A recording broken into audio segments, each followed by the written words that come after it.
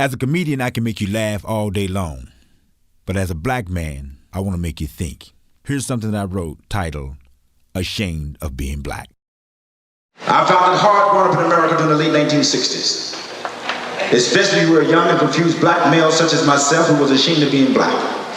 You see, I didn't want to be identified with a race that was rejected by society and material pools of people. All the negative remarks that were aimed specifically at the black race made it hard for me to have a sense of pride for my race or for myself. I felt cursed to be black. So in order to escape the reality of my ethnic color, I did the best thing that I could think of. I would emulate white images that were portrayed on various television programs, causing me to become an imitator of life in a world that was not my home. Meanwhile, as my life progressed, historical events began to unfold dramatically around me. The black movement slowly began to grow. Mod Squad, starring Clarence William III, the black actor, was released on primetime television. He, Awwwwww, became my new television hero and role model. James Brown, one of my favorite entertainers, whom I would spend my last cent to go see him perform, came out with a hit record during the late 1960s entitled Say It Loud, I'm Black and I'm Proud. I can remember the times you called a Negro black, you were just asking for a fight. But generations seem to be changing because black children everywhere in America were singing that song. And boy, did my black pride begin to rise. Then came the cliche, black is beautiful. After that, the slogan, black power, became popular. But unfortunately, it wasn't until the death of Dr. Martin Luther King Jr. that I fully accepted my being black. I can still remember, even until this day, my aunt beating heavily upon our door, crying hysterically, telling my mother that Dr. King had been killed. With tears rolling down her face, she felt like there was no hope left for the black race. Even as a child, I felt her fear. The student body of my elementary class was allowed to watch the funeral of Dr. King in the school auditorium. The screen would show Dr. King speaking from time to time. The power of his voice and the impact of his speech would send chill bumps down your back as you listened to his philosophy of life. He was truly a great man. But I had never heard of Dr. Martin Luther King Jr.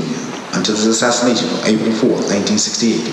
I was 11 years old at the time. Soon after the funeral, I became so interested in Dr. King that I began to read books about him, ask questions concerning him, and watch fascinating films featuring him.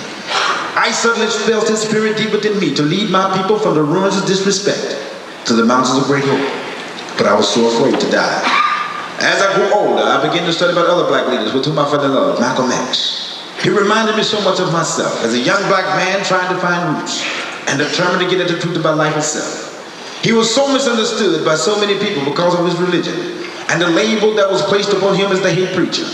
However, after reading the autobiography of Malcolm written by Alex Haley, the book inspired my life. Frederick Douglass, Booker T. Washington, Marcus Garvey are some among others whom I have studied. When they died, the black movement suffered tremendous losses.